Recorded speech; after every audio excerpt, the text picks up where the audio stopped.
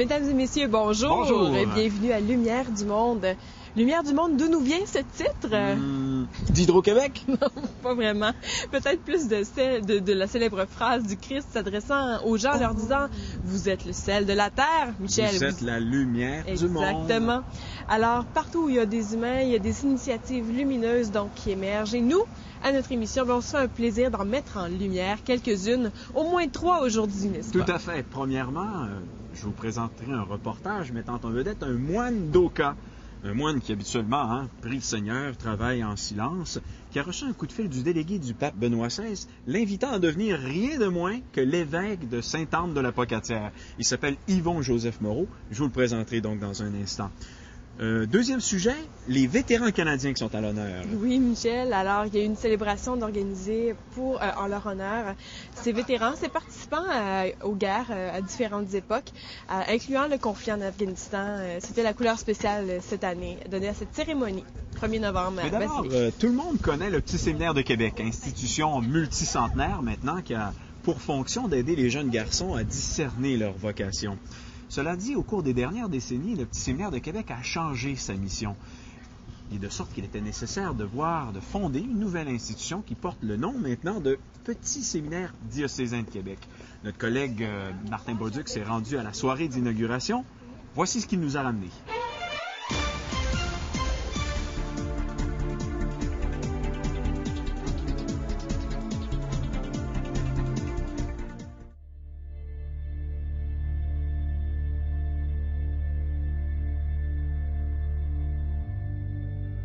Dans le fond, un petit séminaire, c'est en fonction du grand séminaire. Alors, le grand séminaire, c'est ce qui forme les futurs prêtres.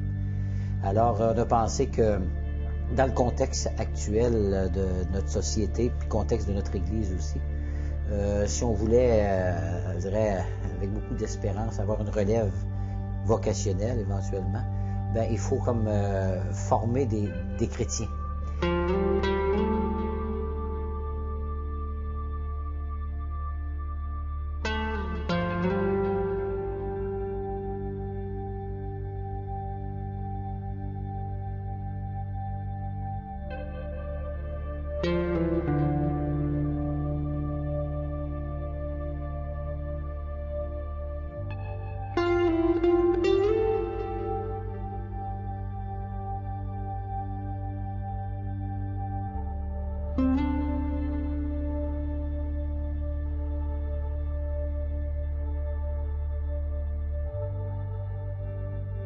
Je pense que le rêve, c'est de pouvoir permettre à des jeunes étudiants de faire leurs études secondaires dans un cadre de vie chrétienne et de permettre aussi, s'il y avait appel vocationnel, de pouvoir y répondre dans un cadre porteur qui permet de laisser une disponibilité aux jeunes de pouvoir y répondre.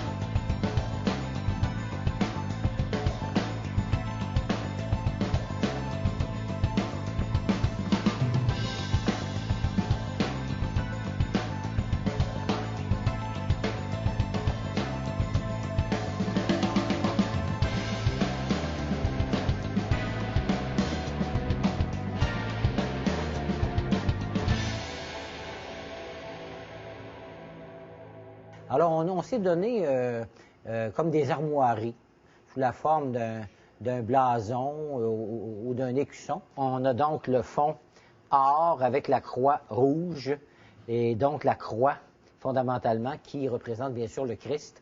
Et le Christ avec la couleur rouge, qui veut dire le Christ généreux, le Christ dans le don de sa vie. Donc, un appel à une vie chrétienne ardente, une vie chrétienne de qualité, une vie chrétienne généreuse.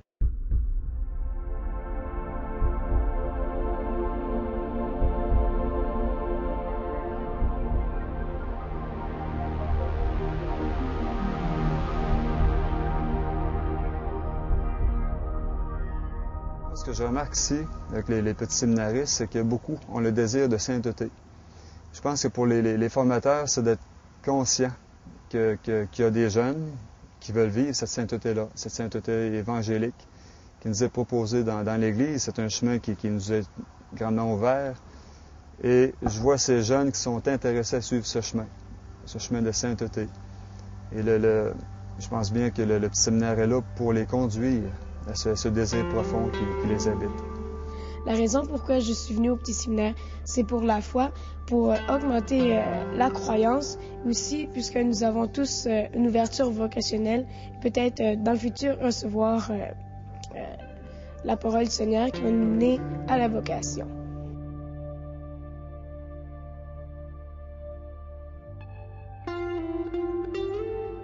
Moi-même, j'ai vécu une conversion à l'âge de 24 ans. J'étais assez jeune.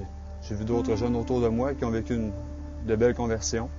Et je voyais là une belle mission à accomplir auprès d'eux, afin qu'ils puissent rencontrer le Christ, les tenir par la main, leur indiquer un chemin à suivre, une route à suivre, qui peut les conduire à un bonheur, un vrai bonheur, et non pas un bonheur volatile, mais que ce soit quelque chose de vrai qu'ils puissent vivre. Je crois fondamentalement que, comme on dit, Jésus-Christ connaît le cœur humain, les besoins fondamentaux du cœur de l'homme, entendons hommes et femmes. Alors, la société d'aujourd'hui, justement, qui peut tellement se laisser distraire par des faux bonheurs, des fois, des fausses raisons de vivre qui ne comblent pas le cœur. Moi, ma conviction est que la première charité à exercer à l'égard d'une personne humaine, je ne peux pas la lui imposer, mais je peux lui proposer Jésus-Christ comme venant vraiment répondre aux aspirations humaines les plus fondamentales, et même dans ce qu'on souhaite vivre ensemble comme société, si on n'oublie pas que même nos chartes de droit des personnes sont hautement inspirées de l'Évangile.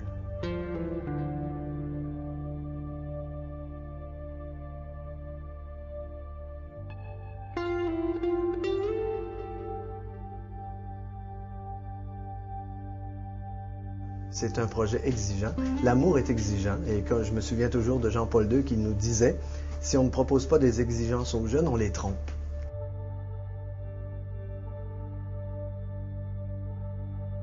Il faut qu'un jeune croisse dans toutes les dimensions de sa personne. Puis la dimension de l'ouverture de son esprit, de sa raison, tout ce qui concerne, je dirais, l'éducation, le monde intellectuel, est représenté ici à la fois par un livre et une plume. Alors, c'est le livre, c'est la lecture, c'est l'écriture. L'écriture, ça veut dire la poésie aussi. On a même 5 lignes ici qui pourraient représenter une portée musicale. Alors, c'est tout ce qui sont les arts, la culture en général, le développement de l'intelligence, avec un petit ballon de soccer, pour représenter ici le sport qui permet aussi de se développer. On apprend beaucoup par le sport, non seulement à se développer physiquement, mais apprendre à vivre ensemble, à partager une vie de groupe, chacun donnant le meilleur de lui-même. Alors, le ballon de soccer qui se retrouve ici, et je dirais même le livre qui a une forme, je dirais, de papillon pour toute la dimension des sciences.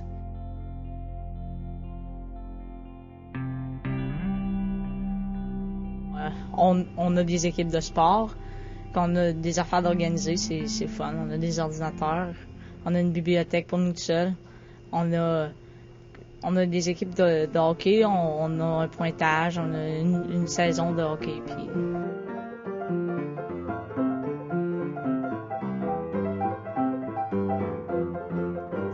On a des jeux, on n'a pas besoin d'appeler nos amis pour jouer au hockey. On a déjà nos équipes. Puis, c'est vraiment le fun, hein? On vit ensemble puis c'est vivant. C'est ça.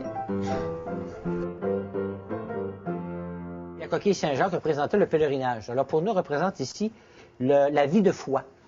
La foi qui est comme un pèlerinage, c'est-à-dire qui est toujours en marche, toujours en avant, donc une suite du Christ qu'on prend au sérieux.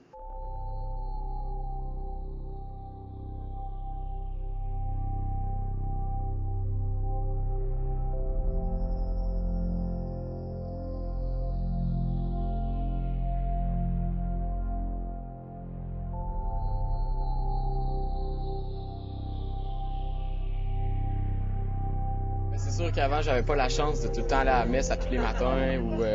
Mais là, il y en a 2 d'obligatoires, le mardi et le jeudi, mais les autres sont optionnels. C'est sûr que chez moi, j'avais pas la chance de vivre ça. C'est juste le dimanche. Les prêtres, ils nous aident beaucoup, ils nous font réfléchir beaucoup. On a la messe chaque matin, ça nous fait réfléchir aussi. Puis c'est aussi le fonctionnement, la vie de groupe qu'il y a ici.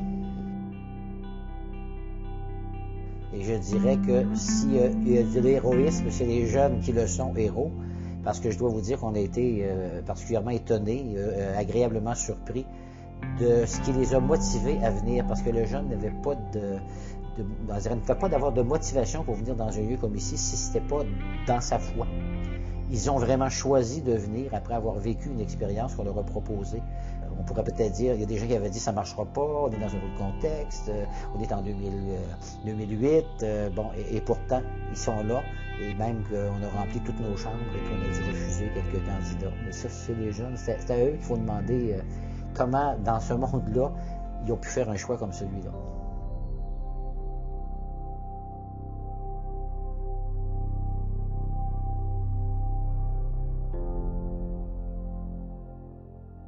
Un calice, une hostie, eh bien, ça représente le cheminement vocationnel. Un cheminement vocationnel pour un jeune qui est ouvert à la possibilité de devenir prêtre, bien sûr, les sacrements, spécialement celui de l'Eucharistie, qui est le cœur à cœur avec le Christ, la communion avec lui. J'ai décidé d'y aller parce que je voulais savoir ma vocation, si j'étais pour être prêtre ou pas. Fait que c'est ça. Parce que l'Église a besoin de prêtres. Puis pour moi, ce serait quelque chose qui serait intéressant dans ma vie personnelle. Au séminaire, je savais que j'étais appelé à une ouverture vocationnelle. Je savais que c'était ça qui m'attendait. C'était aussi pour ça que j'y allais.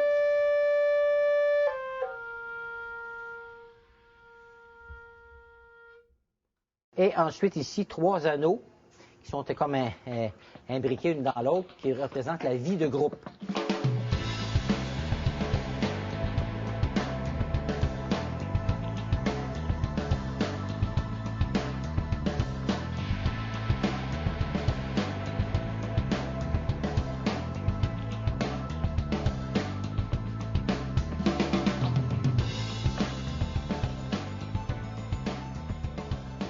Dans ma tête, c'est aussi les gens là-bas, ça devait être des gens plus renfermés, dans ma tête, ça m'intéressait pas trop, mais j'ai connu plein de monde qui sont vraiment social, puis ils bougent, puis ont du bon leadership. Une chose qui m'a aidé à venir ici, c'est le fait de me dire que c'est sûr que j'allais avoir des personnes sympathiques, puis des bonnes personnes. J'ai réfléchi entre mes 2 autres écoles que j'aurais pu aller, puis je pense que j'ai vraiment fait le bon choix.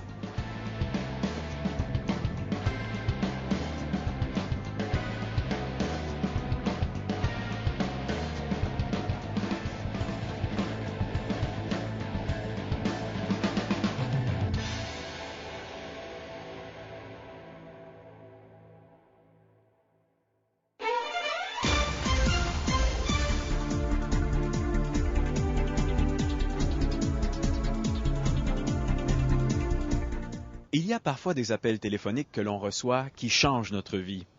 Le 30 septembre dernier, don Joseph-Yvon Moreau, confortablement installé dans la vie monastique depuis 24 ans à la Trappe d'Oka, près de Montréal, recevait un coup de fil qu'il n'est pas prêt d'oublier. Un des délégués de sa sainteté, le pape Benoît XVI, lui demandait solennellement s'il accepterait de quitter la vie monastique pour devenir le nouvel évêque de Sainte-Anne de la Pocatière. Rendu à un âge où l'heure de la retraite est déjà bien sonnée pour plusieurs de ses contemporains séculiers, il a accepté de se laisser conduire par le Seigneur vers un nouveau ministère.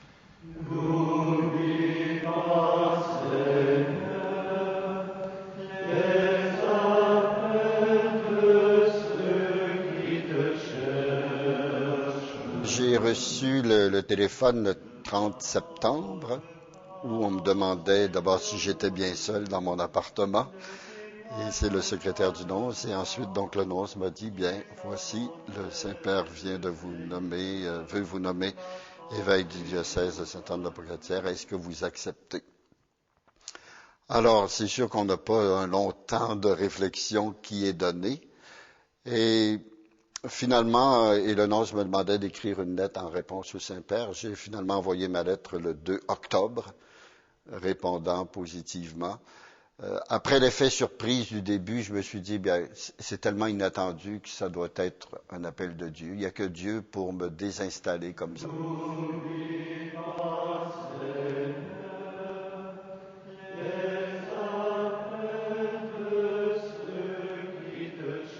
Moi, je suis natif du diocèse de Sainte-Anne-de-la-Pocatière, donc à Saint-Pascal de Kamouraska. Né dans un rang qu'on appelait autrefois. Je suis allé à l'école du rang, l'école numéro 12, qui malheureusement a été détruite ensuite. Et je suis le 12e d'une famille de 13 enfants, une grande famille. Et c'est donc cette région-là de Saint-Pascal, et je crois que c'est ce qui explique qu'on ait pu penser à m'y ramener en me nommant évêque du diocèse de Sainte-Anne, puisque c'est mon diocèse d'origine, pour lequel j'avais été ordonné prêtre en 1968. D'où vient la bifurcation? C'est que, voyez-vous, jeune, disons à l'adolescence, après l'adolescence, vers 19-20 ans, parce qu'à l'adolescence, j'ai eu une période difficile, là, même de remise en question de ma foi, j'étais un peu perdu. Et celui qui m'a éclairé beaucoup à ce moment-là, je me suis mis à lire tous les convertis du XXe siècle. Et j'avais été fasciné par Charles de Foucault. Charles de Foucault qui a mené une vie très désordonnée jusqu'à temps qu'il a été saisi par Dieu, par le Christ, et qui, au moment de sa conversion, dit « Au moment où j'ai cru, au même moment, j'ai compris que je ne pouvais vivre que pour Dieu. » Donc ça m'avait touché beaucoup, sa conversion et sa vocation. C'était comme simultané. Donc, et Charles de Foucault avait fait un essai à la Trappe. Donc c'est comme ça que j'ai entendu parler des moines. Et je pensais aux moines. J'ai pris la décision, après 16 ans de ministère, de vie active, où j'ai été heureux. Et c'est l'attrait vers une vie de prière, une vie communautaire, qui m'ont, je crois, orienté. Et ce type de vie qui est vécu que pour Dieu. D'abord, moi, ce qui m'habite, et je crois que c'est le fruit de ma vie monastique, c'est une grande espérance en Dieu. Moi, je demeure convaincu, et parfois même je suis mal à l'aise devant certains discours sur le monde aujourd'hui. Je me dis, mais ce monde-là, il a été créé par Dieu. Il a été voulu par Dieu, aimé par Dieu. Bien sûr qu'il est défiguré par le péché, mais il a été sauvé aussi par Jésus-Christ, qui nous a aimés jusqu'à donner sa vie pour nous. Et Jésus nous a promis l'Esprit, qu'il le répandrait dans le monde. Alors je me dis, il faut apprendre aussi à découvrir tous les petits signes de présence de l'Esprit qu'il y a dans le monde. Il n'y a pas que du mal. C'est bien sûr qu'on est devant des défis là, du matérialisme, d'une société de consommation. Mais je reste surpris quand même dans le dialogue personnel, surtout quand on rencontre les personnes, il y a un fond de bonté qu'on finit par rejoindre dans chaque être humain. Et c'est vraiment habité par cette espérance-là, moi. Parce que pour moi, être croyant, c'est recevoir une invitation à se découvrir aimé de Dieu et une invitation à devenir toujours plus aimant. Et il me semble que ça peut encore parler aux hommes et aux femmes d'aujourd'hui. Et en tout cas, j'ai envie de leur partager ce message-là et cette conviction qui m'habite.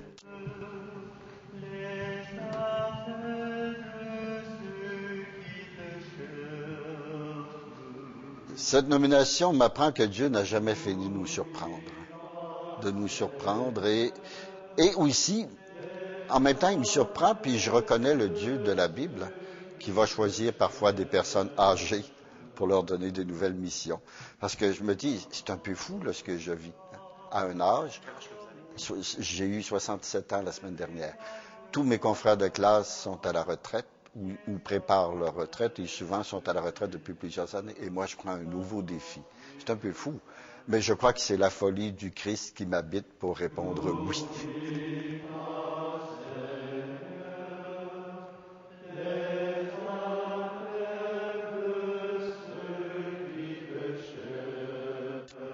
Monseigneur Moreau sera officiellement ordonné évêque lors d'une célébration qui aura lieu à la cathédrale de la Pocatière le 27 décembre prochain. Ses amis, les moines d'Oka, ont promis de réserver un autobus et de s'y rendre. Une soirée qui promet. Michel Lisotte pour ECDQ.tv.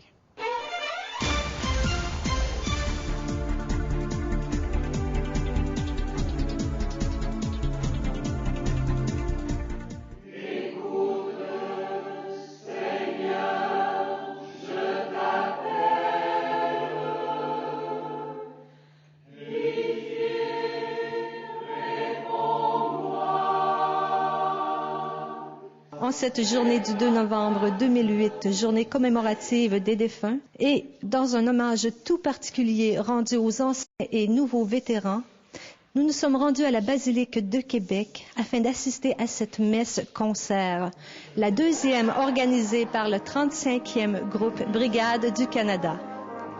Portrait d'un hommage touchant en cette journée commémorative sur les morts. Présidée par le chanoine curé Jean-Marie Chamberlain, cette messe-concert a débuté avec le 62e régiment de campagne de Shawinigan sous la direction de Luc Darvaux. Qu'est-ce qu'on vient célébrer? Qu'est-ce qu'on vient commémorer? Bien, c'est une messe particulière quand même, une messe pour les anciens combattants. Ce qui est agréable, c'est que nous avons présentement ici des anciens combattants et actuellement le Canada est en mission régulièrement. Il y a plusieurs personnes qui ont des amis. J'ai plusieurs de mes musiciennes qui ont des amis qui ont été en Afghanistan. Il y en a qui sont blessés là-dedans et tout ça. Donc on va participer à la messe, on va jouer au début, avant le début de la messe, musique d'offertoire et un chant avec cornemuse et harmonie vers la fin de la messe. Ça va être très agréable.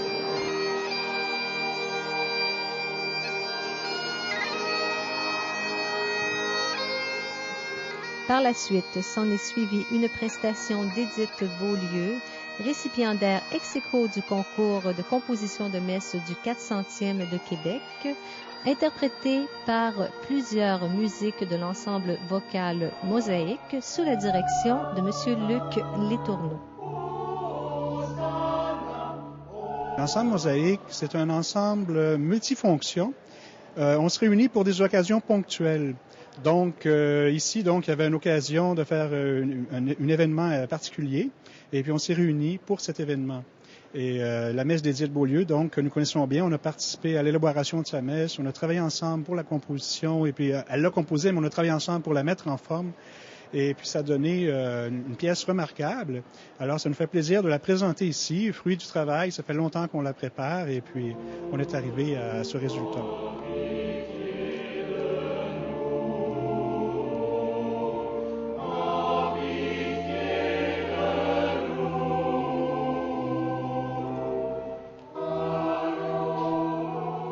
Édith, comment on se sent de participer à une messe commémorative et comment on se prépare? Je sais que la messe a été écrite pour le 400e. Alors, est-ce que vous avez dû la réadapter? Non, pas du tout. Parce que je regardais les paroles que j'ai écrites pour le Kyrie, là, le Seigneur prend pitié. Je trouvais que ça tombait pile parce que j'avais pensé à des paroles au niveau de la résurrection, de la passion et ça tombait pile aujourd'hui pour la commémoration des défunts. Ça tombe pile pour le temps de Pâques. De toute façon, le dimanche, on commémore toujours la passion et la résurrection du Christ. Alors, la messe des morts et des défunts, c'est la même chose.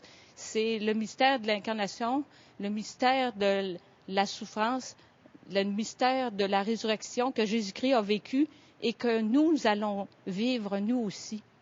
Alors, nous extensionnons, en fait, c'est le Christ qui a ouvert le chemin.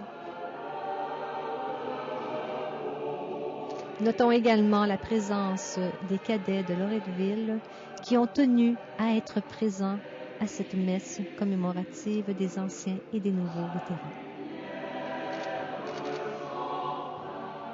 Des offrandes symboliques ont été données, donc des couronnes furent données par des anciens combattants, ainsi que des fleurs pour commémorer cette messe-concert qui est venue consolider l'attachement du Québec envers ses soldats, ses défunts, ses anciens vétérans et ainsi que ses nouveaux vétérans. Mais je pense que c'est important de se souvenir de ceux qui étaient là avant nous, les vétérans. Donc, de prendre du temps pour réfléchir à cette paix-là, cette liberté-là, qu'eux ont donné à notre pays, le Canada. Donc, et se souvenir de ceux qui ont défendu ces intérêts de liberté et de paix, ceux qui malheureusement aussi y sont restés. Dans un monde juste, serait-il idéal d'exiger que la paix soit plus importante que n'importe quoi d'autre? C'est quand même avec beaucoup de respect que nous sommes venus assister à cette messe concert des anciens et des nouveaux vétérans, de tous ceux qui se sont battus et certains qui sont même décédés au nom de la liberté et de la démocratie. C'était Marie-Josée Lavoie pour l'Église catholique de Québec en cette journée commémorative des défunts.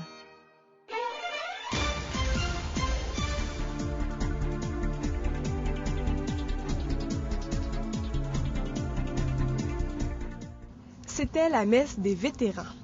Qu'on soit en accord ou non avec l'engagement de nos troupes dans l'un ou l'autre des conflits armés sur la planète, je pense qu'il y a un consensus sur la reconnaissance qu'on peut accorder aux gens qui acceptent de mettre leur vie en péril, de donner leur vie même pour des idéaux supérieurs, des idéaux de justice, des idéaux de dignité humaine. Protection de la démocratie.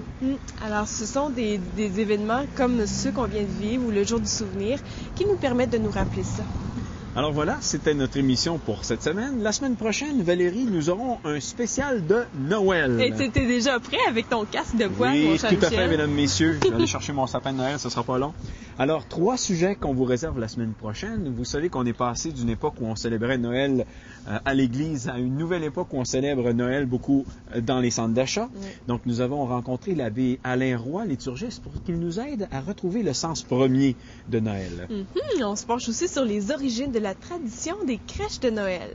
Et puis, si vous avez le goût d'acheter un livre original, un beau cadeau là, pour vous, ou un livre qui vous aide comme adulte ou comme enfant à redécouvrir Noël, nous sommes rendus à la librairie Anne Sigier pour trouver de bonnes idées cadeaux.